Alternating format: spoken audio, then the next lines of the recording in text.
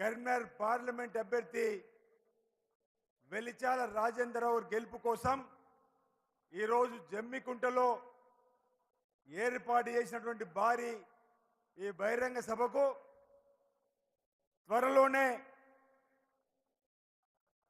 గౌరవ ముఖ్యమంత్రి పిసిసి అధ్యక్షులు రేవంత్ రెడ్డి గారు రాబోతా ఉన్నారు. వేదిక మీద బీసీ సంక్షేమ శాఖ మార్చులు పెద్దలు పొన్నం ప్రభాకర్ గారు, అదేవిధంగా కాంగ్రెస్ పార్టీకి సంబంధించినటువంటి జిల్లా రాష్ట్ర స్థాయి నాయకులు, హుజురాబాద్ నియోజకవర్గానికి సంబంధించినటువంటి మండల బ్లాక్ పిసిసి సభ్యులు, అదేవిధంగా మాజీ శాసనసభ్యులు, సిపిఐ జాతీయ నాయకులు పెద్దలు వెంకటరెడ్డి గారు, ఉమ్మడి జిల్లాలో ఉన్నటువంటి వివిధ జిల్లాలకు సంబంధించినటువంటి కార్యదర్శులు, పేరు పేరున వేదిక మీద ఉన్నటువంటి కాంగ్రెస్ పార్టీ నాయకత్వానికి, సిపిఐ నాయకత్వానికి, SC cell, ST cell, BC cell, minority cell, మహిళా సెల్, కిసాన్ సెల్, యూత్ సెల్ అందరికీ కూడా పేరు పేరున నా హృదయపూర్వక నమస్కారాలు. ఈ కార్యక్రమానికి వివిధ గ్రామాల నుంచి వచ్చినటువంటి కాంగ్రెస్ పార్టీ శ్రేణులకు, ప్రజలకు, పాత్రికేయ మిత్రులకు అందరికీ కూడా నా హృదయపూర్వక నమస్కారం సందర్భంగా తెలియజేస్తూ, మే 13న జరుగుతున్నటువంటి భారతదేశ పార్లమెంట్ ఎన్నికల్లో భాజపాను పక్కన పెట్టి కాంగ్రెస్ పార్టీ ఇండియా కూటమిని అధికారులు తీసుకోవడానికి మీ అమూల్యమైన ఓటును చేతి గుర్తుపైన వేసి కరీంనగర్ పార్లమెంట్ అభ్యర్థిగా విద్యాధికుడు, మృదు స్వభావమైనటువంటి వెలిచాల రాజేంద్రరావు గారు చేతి గుర్తు కోటు వేసి గెలిపించమని ముందుగా మీ అందరికీ కూడా ప్రార్థన చేస్తూ, 10 సంవత్సరాల క్రితం నరేంద్ర మోడీ గారు అధికారులకు వచ్చేటప్పుడు నల్లధనాన్ని వెనక్కి తీసుకొస్తానని మాటిచ్చి ఈ 10 సంవత్సరాల్లో నల్లధనం వెనక్కి తీసుకురావడం దేవుడెరుగు, రైతులకు నల్ల చట్టాలు తీసుకొచ్చినటువంటి నరేంద్ర మోడీని భాజపాని ఎన్నికల్లో ఓడించవలసినటువంటి ఆవశ్యకత ఎంత ఉందన్న మాట సందర్భంగా మీ అందరికీ కూడా విజ్ఞప్తి చేస్తూ, పేదరిక నిర్మూలన చేస్తామని పేదలను మరింత పేదలుగా ఈ భాజపాలో అయినటువంటి పరిస్థితిని ప్రజలందరూ కూడా గమనించాలని చెప్పిన మాట.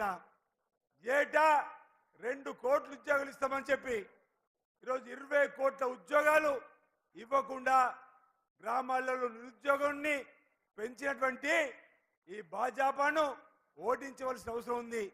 నల్లధనాన్ని వెనక్కి తీసుకొస్తాం, జన్ ధన్ ఖాతా తెరవండి, ధన్ ధన్ ప్రతి పేదవాడి ఖాతాలో 15 లక్షల రూపాయలు వేస్తామన్నటువంటి ఈ భారతీయ జనతా పార్టీ ఏ ఒక్క పేదవాడి ఖాతాలో కూడా 15 పైసలు కూడా వేయలేని ఈ భారతీయ జనతా పార్టీని ఓడించవలసిన అవసరం ఉందన్న మాట సందర్భంగా మీ అందరు కూడా విజ్ఞప్తి చేస్తూ ఒక మాట చెప్పాలి, ప్రజలందరం కూడా జాగ్రత్త పడాల్సిన అవసరం ఉంది. నరేంద్ర మోడీ, అమిత్ షా ఇద్దరు కూడా 400 సీట్లు ఇవ్వండి, ఈరోజు ఈ దేశంలో మాకు అవకాశం కల్పించాలంటుండు. ఈరోజు ఈ 400 సీట్లు ఇవ్వాలనే దానిపైన ఓ కుట్ర కోణం కొనసాగింది, ఓ కుట్ర కోణం ఉంది, దాన్ని మనం జాగ్రత్తగా గమనించాలని చెప్పి ఈరోజు బలహీన వర్గాలకు సంబంధించి ఎస్సీ ఎస్టీలకు సంబంధించినటువంటి రిజర్వేషన్లు రద్దు చేయాలని చెప్పని ఈరోజు 400 సీట్లు వాళ్ళు అడుగుతూ తప్ప మన పైన ప్రేమ కాదని మాట చెప్తున్నా.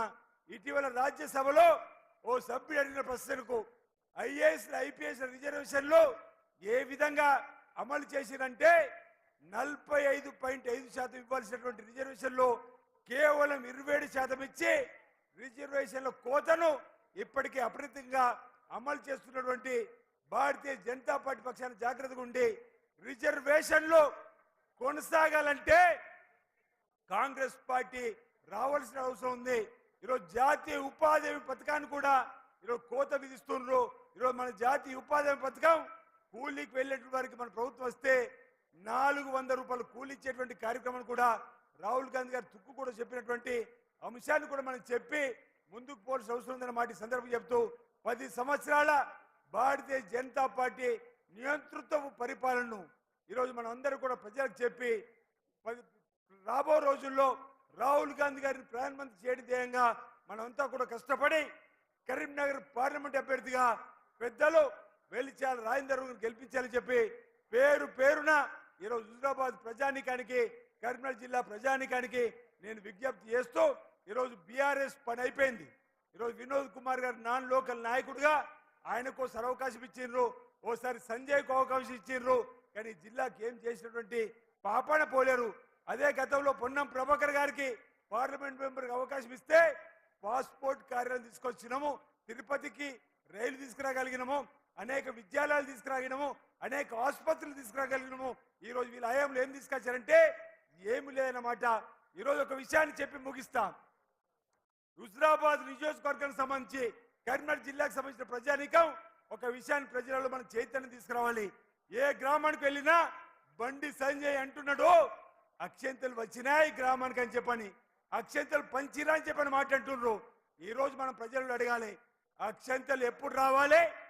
ఈరోజు పెళ్లి ఓ బిడ్డ పెళ్లిలో కొడుకు పెళ్లి అయిన తర్వాత తాళి కట్టినాక అక్షంతలు వేస్తాం.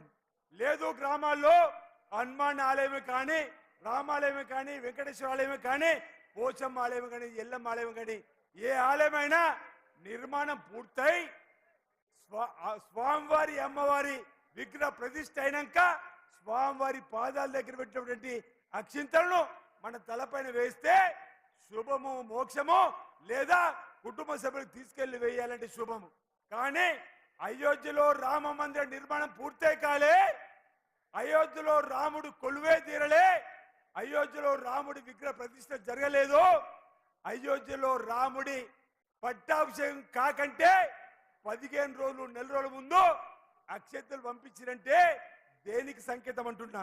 నిజంగా మన భారతదేశ ప్రజల మీద ఈ భారతీయ జనతా పార్టీకి ప్రేమ ఉంటే రాముడి పట్టాభిషేకం అయినాక, రాముడి విగ్రహ ప్రతిష్ఠ అయినాక స్వామివారి పాదాల దగ్గర పెట్టి అక్షంతలు తీసుకొచ్చి మనకిస్తే మోక్షం తప్ప ముందే నెల రోజుల ముందు నుంచి పంపిణీ చేసినంటే ఎన్నికలలో ఓట్ల రాజకీయం కోసం కాకపోతే మరేందన్న విషయాన్ని మనం ప్రజల్లో చెప్పాల్సినటువంటి అవసరం ఉందన్నమాట సందర్భం చెప్తూ బండి సంజయ్ ఆయన నియోజకవర్గంలో ఉన్న రాజన్న ఆలయానికి అన్నాపై తీసుకురాలే, అంజన్న ఆలయం కొండగట్టుకు అన్నాపై తీసుకురాలే. కానీ మతాల పేరిట భావోద్వేగాన్ని పెంచి గెలవాలని చూస్తున్న బండి సంజయ్కి తగిన బుద్ధి చెప్పాలని చెప్పని ఈరోజు కన్న తల్లిని పొన్నం ప్రభాకర్ అన్న గారి తల్లి గురించి కూడా ఈరోజు విమర్శించినటువంటి ఒక కన్న తల్లి గురించి అన్నరాని మాటలు అన్నటువంటి ఆయనకు తగిన బుద్ధిని ఈరోజు మనం ఎన్నికల్లో చెప్పాలని చెప్పి హుజూరాబాద్ ప్రజానీకానికి, కరీంనగర్ జిల్లా ప్రజానీకానికి నా వైపు నుంచి విజ్ఞప్తి చేస్తూ ఈరోజు వెలిచాల రాజేంద్రరావు గారిని పెద్ద మొత్తంలో ఈరోజు చేతు గుర్తుకోటు వేసి గెలిపించాలని చెప్పని పేరు పేరు విజ్ఞప్తి చేస్తున్నా. అందరికీ నా హృదయపూర్వక నమస్కారం తెలియజేస్తా ఉన్నాను. జై హింద్, జై కాంగ్రెస్.